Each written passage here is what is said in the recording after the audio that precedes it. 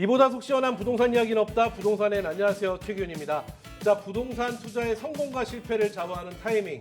이 최고의 부동산 투자 멘토가 제시하는 최적의 입지와 매매 전략으로 여러분의 부동산 고민 이제 부동산 N이 해결해 드립니다. 자, 현명한 부동산 전략을 세워줄 최고의 부동산 멘토입니다.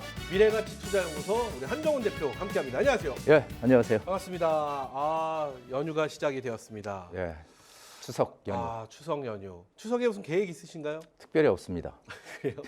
너무 단호하십니다. 예. 그래요. 예전에는 여행 계획도 없으세요? 보통 이번 연휴가 길어서 여행 가시려고 준비하시는 분들 많이 계신 것 같던데.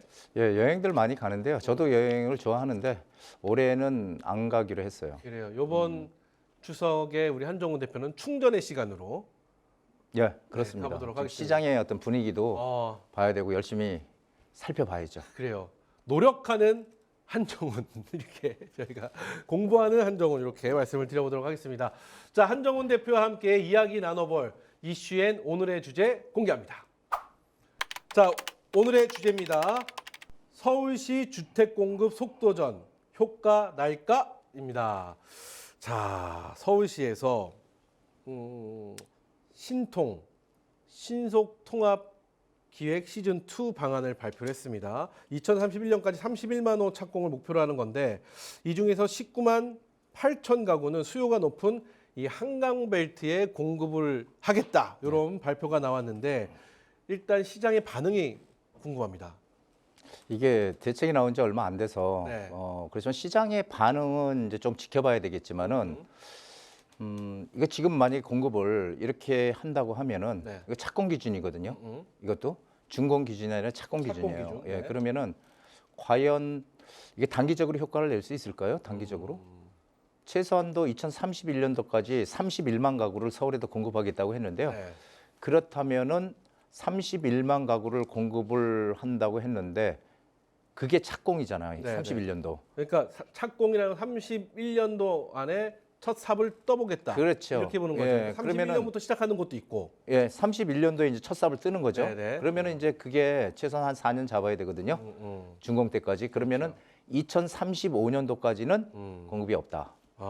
그런 얘기 아니겠어요? 그래서 저는 이 반응은 어쨌든 전문가들 입장에서 좀 긍정적으로 봐요. 왜냐하면은 역시 단기적으로 공급할 수 있는 방안은 아니지만 뭐 집을 뭐 뚝딱 만들어낼 수 없잖아요. 그러니까 하지만 중장기적으로는 분명히 효과가 있을 거다. 왜냐하면은 시장의 강력한 그 어떤 신호, 공급에 대한 신호, 그것도 사람들이 선호하는 지역에 공급을 하겠다는 것이거든요. 네네. 한강벨트라든지 강남 상구 이런 데들 공급을 하겠다는 거기 때문에 이게 이제 중장기적으로는 효과가 분명히 나타날 거라고 보여져요. 단기적은 아니지만. 그리고 이게 우리가 가만히 생각해 보면은 서울시에서만 한다고 해서 되는 건 분명히 아니거든요. 네. 왜 그러냐면은 이게 도시 및 주거환경 정비법, 우리 재개발 재건축을 총괄하는 법인데 네. 그 법도 뭔가 좀 바꿀 필요성이 있고 그리고 재초안, 재건축 초과이익 환수제도 이런 것들도 좀 규제를 철폐하는 뭔가 이런 게 있으면 정부랑 협의가 돼야 되겠죠. 그래서 적절한 협의가 돼야 되는데 이게 과연 적절히 협의가 될까? 지금 완전히 반대로 지금 진행이 되고 있는 것 같아요. 그러니까 국토부 즉 정부에서는 네. 공공 위주의 LH 중심 공공 위주의 공급을 하겠다. 서울시는 그게 아니고 민간 주도로 하겠다. 지금 이렇게 양쪽으로 갈려 있어서 이게 좀 조화롭게 뭔가 좀 어우러져야지 되지 그냥 이게 잘 될지 이제 그런 조금 약간의 좀 불안감은 좀 있는 것 같아요. 그래요. 방향성은 좋은데. 방향성은 예. 좋으나 그래요. 말씀을 들어보니까 일단 이 한강벨트의 신축 아파트 기대감 이로 인해서 이 뭐라고 할까요? 기존에 오르지 않았던 곳에 집값이 좀 덩달아 오르는 갭 메우기 현상이 벌어지지 않겠느냐 이 부분을 좀 우려하는 시각도 있습니다. 이 부분에 대해서는 어떤 의견을 갖고 계신지도 한번 여쭤보고 싶어요. 지금 벌써 갭 메우기가 시작이 되고 있죠. 지금 왜 그러냐면은 이게 이제 정부의 어떤 정책의 좀 미스라고 저는 보는데요. 실착이라고. 그게 네. 뭐냐면은 국토교통부 장관이 이 지자체장이 권한을 가지고 있는 토지거래 허가 구역을 지정할 수 있는 권한을 국토부 장관이 이제는 가져오겠다. 지금 이렇게 돼 있거든요. 네. 국토부에서 서울시에서 할 수 있고 국토부에서도 이제 할 수 있고 본래는 지자체장이 할 수 있거든요. 네. 자, 그런데 이렇게 되니까 시장에서 반응은 국토부에서 토지거래 허가 구역을 지정을 할 수 있어? 아, 그렇다면 이제 곧 지정이 되겠네. 이제 토지거래 허가 구역이. 자, 이렇게 되니까 되기 전에 빠르게 좀 움직이자. 이렇게 되면 또 묶이면은 그러니까 지금 벌써 풍선 효과가 벌어졌어요. 실제로 한강 이남 11개구 아파트 평균 매매가가 사상 첫 18억을 돌파했다고 해요. 네. 근데 반대로 한강 이북의 14개 구의 평균 아파트는 10억 2,238만 원. 차이가 많이 나죠. 2배 정도 나네요. 예, 예. 그래서 이런 것들도 그렇고 그리고 그러다 보니까 시장이 지금 구칠 대책을 내놓고 나서 오히려 집값이 오른다고 지금 보는 사람들도 훨씬 더 많아졌다라는 거죠. 많아져서 이게 그러니까 지금 그 아까 조금 전에 뭐 풍선 효과 네, 이런 네. 얘기를 했는데요. 근데 이게 참 문제는 그런 것 같아요. 왜냐하면 토지거래 허가구를 묻게 되면은 그 지역은 일단은 거주 조건이 붙어 있기 때문에 실거주 조건이 이 투자자는 들어가기 어렵거든요, 사실. 예, 그러다 보니까 이게 그쪽에 못 들어가는 사람들이 규제가 없는 쪽으로. 그러면 이제 만약에 지금 우리가 생각하고 있는 가장 최근에 지난주 가장 많이 올랐던 데가 성동구, 네. 예, 그 다음에 과천, 성동구, 마포구, 뭐 과천, 그 다음에 또 어디죠? 저 분당 이런 데들이 상당히 많이 올랐거든요. 그럼 그런 데들을 만약에 규제로 묶는다, 토지거래 허가구역으로, 그러면은 또 그게 주변적으로 또 번져가는 이런 악순환이 반복이 되면은 우리 문재인 정부 때처럼 다 묶어야 되지 않을까 이런 생각도 듭니다. 그래요. 일단 뭐 앞서 지금 말씀을 해주셨지만 서울시와 국토교통부 이 토지거래 허가구역 지정 권한이 이제 서로 양쪽에서 갖게 된다면 지금 말씀도 해주셨지만 어떤 방향으로 이게 흘러갈지 이게 가장 많은 분들이 궁금해하실 만한 내용 중에 하나가 아닐까 싶습니다. 근데 앞서 지금 말씀하신 쪽에서는 풍선 효과 얘기를 하셨어요. 풍선 효과 얘기를 하시면서 이쪽 지역을 묻게 되면 그 주변 지역으로 확산이 될 것이다. 뭐 이렇게 말씀하셨는데 그건 이외에 또 어떤 방향으로 흘러갈지 예상이 되시나요? 토지거래 허가 구역은 제가 예전에도 계속 말씀을 드렸지만 토지거래 허가 구역은 그 말씀드리면 쉽게 얘기하면은 거래량을 줄이는 거래량을 감소시키는 그런 대책이지 이게 근본적으로 집값을 잡는 안정책은 아니다라는 거예요. 왜 그러냐면은 이게 토지거래 허가를 묶게 되면 실거주자만 들어가야 되고 그리고 거길 뭐 전세 끼고 살 수도 없잖아요. 본인이 들어가 살아야 되니까 이렇게 되니까 거래량 감소하고 매매 거래량 오히려 전세 물량도 감소하죠. 매매도 감소, 전세 거래량도 감소 이렇게 되니까 오히려 전세값 상승과 매매가 상승을 불러일으켜 또 주변으로 풍선 효과도 같이 곁들여 생기는 이런 악순환을 반복을 해서 사실 토지거래 허가구로 묶었다는 의미는 뭘까요? 네. 우리가 강남 3구, 용산구 묶여 있잖아요. 그러면은 결국 정부에서 토지거래 허가구역이나 이 규제지역으로 묶인 데들은 집값이 많이 오르는 곳 이렇게 인정을 해주는 꼴이라는 거죠. 그러니까 시장에서 그러니까 참 이 부동산 정책이 어렵긴 어렵습니다. 제가 봐도 그래서 이게 토지거래 허가구역은 일시적으로 거기에 수요를 억제하고 하지만 오히려 전세가 매매가 동반 상승을 불러일으키는 그런 그 악순환을 불러일으키는 대책이지 이게 안정책, 집값을 안정시키는 안정책은 절대 아니다. 저는 그렇게 생각을 하고 있습니다. 네, 제가 또 하나 궁금한 게 있는데 이 지금 서울시에서 발표하는 것 중에 가장 좀 눈에 들어오는 것 중에 하나가 한강벨트입니다. 예. 한강벨트는 누구나 좀 선호하는 지역이라는 건 뭐 다 알고 있습니다. 한경의 조망. 며칠 전에 불꽃놀이도 한강에서 또 뜨겁게 했었고요. 이런 한강에 인접한 부동산의 가치가 높은 이유. 한강은 사실 그 옆에 역도 없거든요. 지하철역도 가까운 곳에. 그렇죠. 그냥 한강에 대한 뷰 말고는 없어요. 예.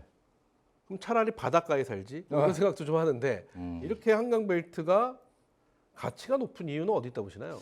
근데 이게 항상 우리 어떤 정책 이런 것들은 선진국들을 보면 알 수 있는데요. 이 대도시는 일단 강을 주변으로 해서 발달을 해 있고요. 그렇겠죠. 예, 그리고 부자들은 가장 중시하는 게 조망권이에요. 조망권. 이 조망권을 중시하죠. 그러니까 이 한강 벨트에 있다는 거는 희소 가치가 상당히 높다는 것입니다. 그리고 우리가 그 보통 얘기하는 뭐 프랑스의 세느강이라든지 영국의 템즈강, 그 다음에 뭐 일본의 무슨 강이죠? 일본의 스미다, 도쿄 스미다 강 이런 것들이 네. 강폭이 되게 좁아요. 그리고 우리나라 한강만큼 큰 데가 없어요. 제가 예. 알기로는 다 무슨 뭐 홍제천, 맞아요, 중량천 맞아요. 뭐 이 정도 예. 크기밖에 안 되는데. 이게 보면은 도쿄 스미다는 100에서 200m, 템즈강 100에서 300m, 세느강이 100에서 200m. 그러니까 결국 우리나라의 뭐 홍제천, 중랑천, 안양천, 뭐 홍제천 이런 규모예요. 200. 근데 한강의 강폭이 600에서 1200이에요. 네. 어마어마하거든요. 그렇죠. 그러니까 보통 그 한강변에 이 강변에 붙어 있는 것들 그런 주택들은 가격이 상당히 비싸죠. 예, 그게 하나의 전체적인 전 세계적인 하나의 흐름이죠. 그러니까 우리나라도 역시 여태까지 한강에 대한 가치가 상대적으로 저평가돼 있었는데 본격적으로 한강변의 가치가 그래요. 평가가 되고 있다라는 얘기입니다. 그래서 이 한강변의 가치는 거기 빼면 없잖아요. 그래서 한강변 가치 점점 커지지 않을까 저는 그런 생각을 하고 있죠. 그래요. 예전에는 생존을 위해서 강 옆에 집을 지었는데 맞잖아요. 생존을 위해서 뭐 물도 있어야 되고 또 물고기나 뭐 해서 여러 가지 생존을 위한 필수였는데 지금은 조망을 위한 필수로 그렇죠. 한강벨트가 이렇게 각광을 받는다. 근데 예전에 김소월 시인이 미리 성견 지명을 가지고 얘기를 했죠. 뭐라고요? 엄마의 누나야 강변 살자. 예. 그래요. 헌지축계 세줍다오는 그러면은 뭐 재개발 재건축인 건가요? 자, 좋습니다. 이렇게 해서 제가 궁금한 한강 벨트가 이렇게 뜨거운 이유에 대해서 저희가 살펴봤습니다. 자, 그럼 계속해서 공공 주도 개발로 주택을 공급하겠다라는 정부와는 달리 서울시에서는 민간 주도로 정비 사업 중심으로 주택 공급 확대에 속도를 내겠다. 뭐 이렇게 이야기를 했습니다. 서로 앞서도 말씀해 주시면 상충됩니다. 정부에선 공공, 서울시에선 민간. 이 어느 쪽이 더 빠르다고 보시나요? 비슷할까요? 뭐 비슷할 거는 같기도 하고 의외로 저는 공공 쪽이 더 빠를 수도 있겠다. 그게 이제 정부의 생각이죠. 네. 왜 그러냐면은 이 건설사들은 이익이 나야 움직이는데 네네. 만약에 LH에서 주도를 하게 되면은 이익이 조금 안 나더라도 이렇게 밀고 나갈 수 있다. 이제 이런 생각을 하고 있는 거예요. 더 빨리 갈 수 있다. 근데 이제 사실 현실적으로 보면은 항상 우리가 지난번에 어떤 역사적인 사실 이런 것들을 가져와 보면요. 2020년도에 우리가 그 8.4 공급 대책을 발표했어요. 문재인 정부 때. 근데 그때 서울 등 수도권 지역에 13만여 가구를 공급을 했거든요. 네. 공급을 한다고 발표를 했죠. 그런데 해당 부지의 지자체 그리고 주민들이 반발하면서 사업이 제대로 잘 지지부진하고 진행이 잘 안 됐다는 거예요. 그래서 그리고 또 2월 4일 2021년도 2월 4일 이사 대책이라고 해서 재건축 재개발을 공공이 LH에서 주도해서 하겠다. 네. 이것도 처음에는 용적률 높여주고 속도를 빨리 해서 진행을 하겠다고 하니까 주민들이 동의를 또 했지만 이게 시간이 지나다 보니까 또 의외로 또 마찰이 많이 생겨요. 왜냐하면 거기 이익이 이 재개발 재건축은 사실은 주민들이 자기 땅을 내놓고 하는 사업이잖아요. 그러다 보니까 주민들이 온전하게 이익을 많이 가져가야 되는데 이게 반대로 공공의 목적을 위해서 그게 쓰여진다는 거에 대해서 상당히 많은 반발이 있었죠. 왜 내 재산을 가지고 이러느냐. 그러다 보니까 사실 사업이 제대로 잘 진행이 안 됐고요. 그래서 그런 지역들이 다 다시 민간 주도의 개발로 방향을 다 바꿨다는 거예요. 그러니까 저는 이제 항상 이런 생각을 하죠. 항상 정부는 좋은 의도를 가지고 정책을 만들잖아요. 뭐든지. 그런데 좋은 의도를 가지고 만들더라도 이게 나중에 결과가 어떻게 될지에 대한 그런 것들을 정확하게 좀 파악을 해서 정말 신중하게 이런 어떤 결정을 내려야 되지 않을까. 결과까지도 우리가 예측을 미리미리 하면서 내놔야 되지. 이게 막 공급이 부족하다고 해서 그냥 무조건 그냥 발표하고 이렇게 가는 거는 사실은 별로 그렇게 도움이 되지 않지 않을까 이렇게 생각이 됩니다.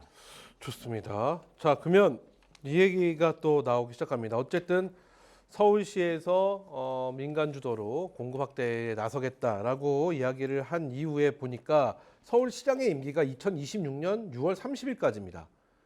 1년이 채 남지 않았어요.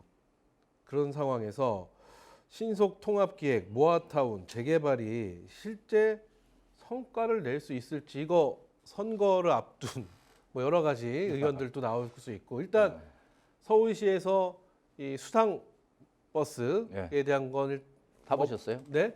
못 탔죠. 지금 정지를 시켜놨으니까. 네. 나오서 한번 타볼까라는 생각했었는데 일단 뭐 너무 좀 문제가 있어서 좀 일단 정지를 해서 보완 후에 다시 재개통하겠다 이렇게 이야기를 했는데 이런 거 하나씩 좀 들여다보면 너무 지금 성급하게 막 추진하는 게 아닌가라는 일각의 의견도 있는데 이 부분에 대해서 어떤 전망을 하고 계실까요?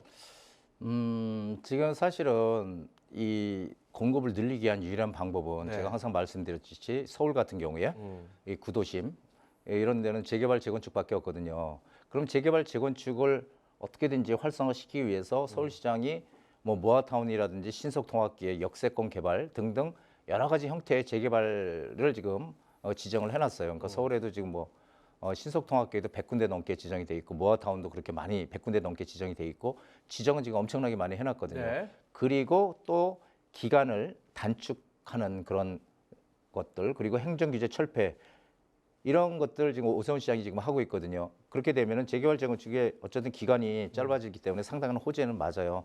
그런데 단 이런 사업들이 단기간에 효과를 낼 수는 없어요. 왜 그러냐면은 제가 아까도 말씀드렸지만 지금 계획을 세워서 뭔가 이렇게 한다고 해도 시간이 많이 필요하죠. 그리고 시간은 많이 필요하고 이게 당장의 어떤 효과 결실을 내기는 어렵겠지만 일단 서울의 재개발 재건축의 어떤 초석은 저는 다졌다고 볼 수 있다고 생각이 돼요.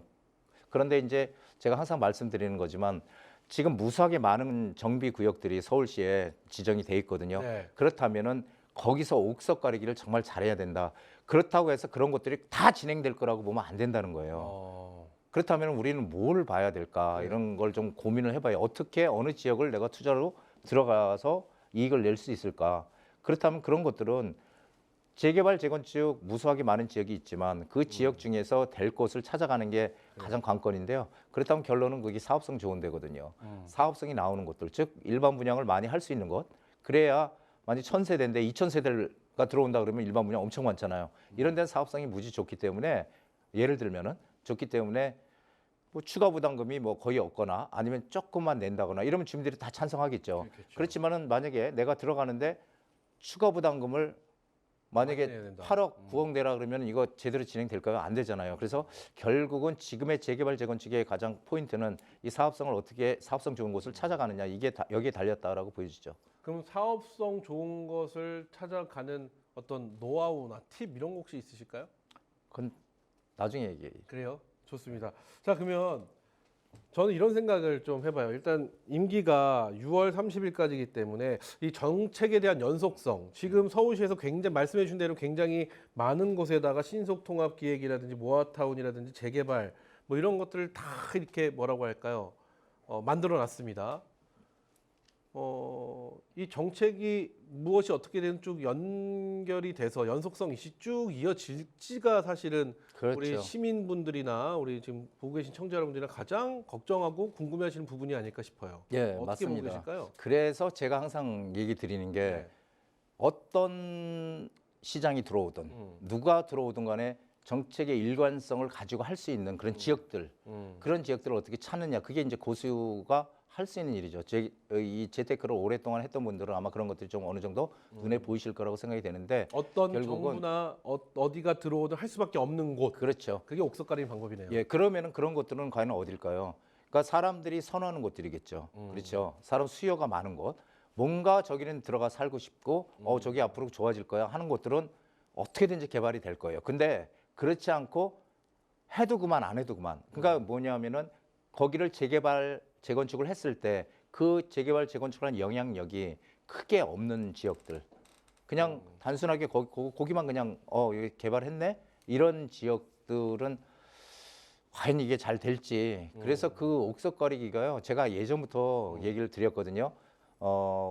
왜냐하면은 그 많은 지역들이 과연 많은 분들이 다 되리라고 생각하겠어요. 200곳이 넘는 지금 그런 곳들이. 서울에만. 그럼요. 네. 와, 엄청나네요. 엄청나죠. 그러면은 거기서 어떻게 옥석을 가려 들어가야 되냐가 중요한데, 근데 많은 분들은 전문가들하고 상담도 하고 뭐 이렇게 해서 투자를 하겠죠. 재개발 시장에 투자를 하지만 전혀 엉뚱한 데 갔다 이렇게 또 투자하는 분들도 계세요. 그러니까 저희 방송을 보는 분들은 올바른 길을 갈 수 있는 그런 좀 지식이 쌓이면 지혜가 된다고 하잖아요. 그러니까 지식을 많이 쌓으셔가지고 서두르지 마시고 그런 것들을 찾아가는 그런 좀 지혜를 가지셨으면 좋겠다 저는 생각이 됩니다. 그래요. 좋습니다. 그러면 저번에 이런 말씀하셨잖아요. 이 옆에 동네, 바로 좀 붙어 있는 옆에 동네에서 재개발이나 뭐 이런 것이 이루어진다면 우리 동네로 올 확률이 굉장히 높다. 이런 말씀해 주셨는데 이것도 옥석 중에 하나인가요? 이것도 그렇죠. 봐야 되는 기준 중에 하나일까요? 그렇죠. 제가 그 재개발 초보분들한테 많이 말씀드린 그런 거죠. 그러니까 아무것도 개발 계획이란 전혀 없던 하나의 동네가 갑자기 어느 일부가 재개발을 추진하면은 네네. 나머지는 무조건 다 하게 돼 있습니다. 그래서 그거는 제가 여태까지 재개발 시장에 오랫동안 있었지만은 안 한 걸 한 번도 본 적이 없어요. 그러니까 제가 아마 그때 강의 시간에도 한번 제가 강의로 해드렸는데 네네. 그런 것들이 기준이 충분히 될 수 있습니다. 좋습니다. 자, 사실은 이 앞에 있던 모든 이야기들은 지금 이 질문을 드리기 위해서입니다.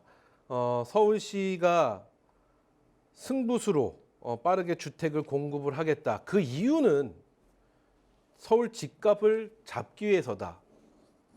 과연 이게 가장 궁금한 내용 중에 하나죠. 그렇게 해서 서울 집값이 그럼 잡힐 수 있겠느냐라는 얘기거든요. 그럼 한강벨트도 그렇고 서울에 200여 곳이 넘는 곳에서 민간이 주축을 해서 공급을 하겠다.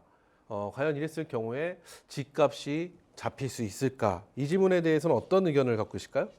저는 뭐 집값은 충분히 잡을 수 있다고 봐요. 왜 그러냐면은 그래요? 그 대신 단기간에 안 된다. 중장기로 봐야 된다라는 얘기를 꼭 드리고 싶고요. 그 왜 그러냐면은 제가 예전에도 이런 얘기 강의할 때나 이럴 때 많이 드렸는데 사실은 우리가 강남 3구 많이 얘기하잖아요. 네. 근데 강남 3구의 그 아파트들이 전체 우리나라 전체의 주택에 비하면은 3%도 안 돼요. 근데 항상 우리 정책은 어디를 향해 있냐면 강남 3구를 향해 있거든요. 그러니까 강남 3구를 무조건 거기에 집값을 잡아야 된다. 그러니까 저는 그렇게 할 것이 아니고 강남 3구에다가 공급을 많이 해줘야 된다. 공급을 많이 해서 많이 공급이 되게 되면은 당연히 가격이 떨어지게 돼 있거든요. 근데 강남 3구는 각종 그런 재건축 규제로 묶여가지고 공급이 잘 안 돼. 어쩌다 하나씩 공급이 되거든요. 그러다 보니까 가격이 뛰고 사람들은 들어가고 싶고 이런 상황인데 오세훈 시장이 지금 내놓는 그런 정책은 시장이 과연 이 정부의 공공 위주의 분양 그리고 서울시의 민간 주도의 분양 어느 쪽에 편을 들어줄지 손을 들어줄지는 그건 나중에 지켜봐야 되겠지만은 제가 판단하는 거는 이 오세훈 시장은 공공이 아닌 민간 주도로 공급을 하고 강남권 그리고 선호도 높은 뭐 한강변이라든지 이런 쪽에 집값을 공급을 늘린다는 건 이거 상당히 좀 긍정적이다라고 생각이 돼요. 왜냐하면은 공공에서 지금 나온 대책들은 이 중심 지역에 공급한다는 그런 건 없었거든요. 그렇죠. 네.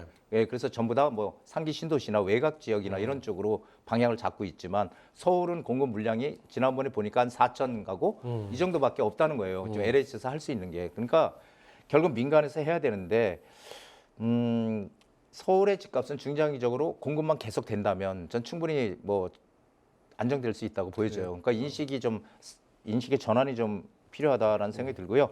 그리고 공공이든 민간 주도로 하든 간에 어쨌든 2035년도 이전에는 공급은 나올 수가 없다. 지금 뭐 한다고 해도 그래서 공급이 없다는 의미 이걸 우리가 잘 봐야 되는데 지금 시장에 대한 이 공급 부족 해소 이건 시간이 좀 많이 필요하다는 얘기고요. 그러면 지금 보면은 서울이나 경기 이런 쪽은 집값이 지금 올라가고 있는데 거기에 가장 큰 요소가 지난번에도 말씀드렸지만 금리 인하 그리고 공급 부족이라는 절대적인 두 가지 요소를 가지고 있거든요. 그렇다면 이것이 한동안은 계속 지속될 수밖에 없다. 예, 그렇기 때문에 집값은 여전히 수도권 지역은 상승 추세로 가고 그리고 이게 이제 지방까지 여파가 번질 수도 있어요. 확실히 제가 단언할 수는 없지만 하지만 어쨌든 양극화는 점점 더 커질 수밖에 없는 상황으로 갈 거고 그렇기 때문에 내년 시장 올해 하반기부터 내년 시장 지금 전세값도 계속 상승하고 있거든요. 그러면은 내년 시장이 상당히 집값이 올라갈 가능성이 상당히 높다라고 저는 지금 판단을 하고 있습니다. 전세가도 오르고요. 그래요. 좋습니다. 자, 저는 이런 생각을 해봐요. 이 공급을 강남에도 공급을 하는 거죠. 예. 강북에도 공급을 하고 다 공급을 해야 하는데 강남에는 공공에서 공급을 하는 거죠. 강남 한복판에다가 네. 공공에서 공급을 해버리는 거죠. LH에서. 그 좋은 생각이에요. 네, 그리고 강북에는 민간으로 가는 거예요. 그리고 우리가 소위 말하는 한강벨트 막 집값 오르잖아요. 마포 용산 공공에서 공급을 하는 거죠. 그리고 저쪽은 민간에 다른 곳은 민간에서 이러면은 좀 아니 그 의도는 좋은데 네. 현실성이 없죠. 아니 그냥 제 개인적인 이게- 제가 뭐 정책을 하는 사람이 아닌지라 네. 그냥 아니 그 왜 네, 그러냐면은 네. LH나 공공에서 만약 강남에 분양을 한다면 네. 분양가 어떻게 맞춥니까? 땅값이 아무래도 세긴 하겠지만 그럼요. 지금 평당 1,000만 원 넘어가는데 거기 어떻게 그거 맞춰요? 그리고 이 비강남권, 비강남권에 가서 만약에 브랜드로 민간이 진다. 안 된다니까 이게.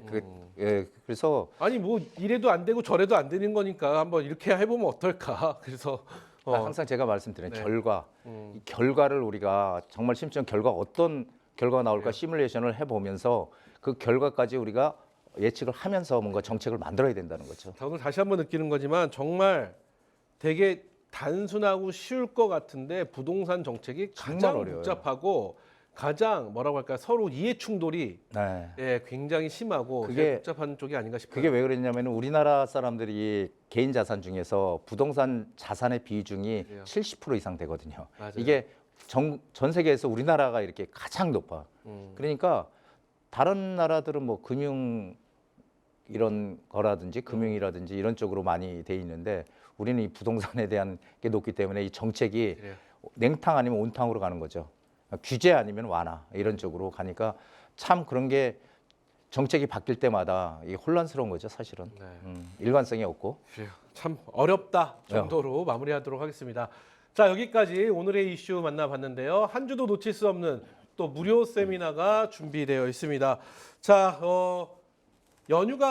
추석 연휴가 있기 때문에 한 주 건너뛰고 10월 15일 2시에 이번 주에는 무료 세미나를 해주실 텐데 예. 이 세미나가 사실은 여러 가지 부동산 정책으로 인해서 많은 분들이 좀 지금 한번 좀 지켜보아야 되지 않나라는 시선을 갖고 계실 줄 알았는데 지금 이 세미나에 엄청 많은 분들이 관심을 보이시고 몰리고 계십니다. 예. 그 이유가 어디에 있는지도 궁금하고 이번 주에는 또 어떤 이야기 해주실지도 궁금합니다. 제가 항상 그 많은 분들한테 시장에 대한 어떤 방향성을 먼저 미리 말씀을 드렸거든요. 네. 그래서 저는 여태까지 제가 어떤 신문 기사나 이런 걸 보고서 시장이 어떻게 될 거다 얘기한 적은 없습니다. 항상 먼저 앞으로 어떻게 갈 거다라는 얘기를 미리미리 했죠. 이번에 우리 그 6.27 대책도 네네. 몇 개월 못 갈 것이다라는 얘기를 했었고요. 그러니까 항상 미리미리 얘기를 해서 이제 그런 것들을 오랫동안 지켜보신 분들이 이제 좀 신뢰를 하고 오시는 것 같아요. 그래서 지금은 항상 제가 말씀드리지만은 항상 남들보다 반발자국이라도 먼저 움직여야 된다는 거예요. 그래서 지금 재개발 시장의 매물들이 많이 사라지는 지금 상황이거든요. 그렇기 때문에 그런 입지 좋은 곳들, 입지 좋은 곳은 누구나 다 느껴요. 네. 입지 좋다고 느끼거든요. 그러니까 그런 것들은 망설이지 말고 무조건 진입할 수 있는. 그리고 가장 핵심은 역세권이에요. 그래요. 그 역세권을 중심으로 해서 모든 게 개발이 된다. 그러니까 재개발 하더라도 여기서 멀면 안 된다. 그러니까 재개발, 재건축 다 마찬가지인데요. 그래서 이 역세권에 좀 저평가돼 있는 지역을 선점하는 그런 전략 이런 것들을 공개하는 시간을 준비하겠습니다. 오히려 뭐 위기가 기회다 저 이 말을 별로 믿지 않는데 오히려 부동산은 여러 가지 정책이 이렇게 나올 때가 지금 오히려 기회가 아닌가라는 네. 생각을 우리 한정훈 대표의 이 무료 세미나를 통해서 다시 한번 느낄 수가 있을 것 같습니다. 자, 10월 15일 오후 2시입니다. 서울 전화 02-556-6961에서 3번으로 전화 주시면은요 자세한 세미나에 대한 안내 또 도와드릴 테니까 부담 없이 그냥 편안한 마음으로 오시면 되겠죠? 예, 그렇습니다. 준비물은 없습니다. 편안한 마음. 예, 편한 마음으로 오세요. 네, 시청자 여러분들 이번 기회 놓치지 마시고 많은 참여 부탁드리겠습니다. 최고의 부동산 전문가 한정훈 대표가 여러분의 투자 상황과 자금 계획에 맞는 최적의 솔루션을 제시해 드리니까요. 여러분의 많은 참여 다시 한번 부탁드리겠습니다.